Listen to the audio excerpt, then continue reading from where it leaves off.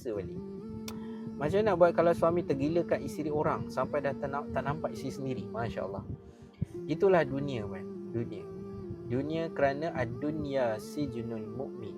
Dunia ni adalah penjara orang mukmin. Orang yang baik, orang yang nak masuk syurga ni memang semua benda tak boleh buat. Tak boleh tengok orang, tak boleh tengok aurat, tak boleh berzina, tak boleh berjudi, tak boleh mencuri, betul tak? Tapi bagi orang kafir, dia anggap dunia ni adalah syurga bagi mereka. Wa jannatul kafir. Dunia ni adalah syurga bagi mereka. Mereka boleh buat apa sahaja.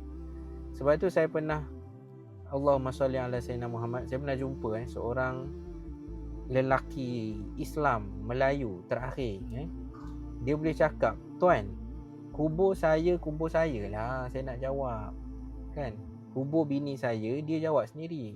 Jangan risau dalam kubur nanti bini saya tak akan ditanya kenapa suami dia berdosa. Masya Allah, saya dengar tu seram.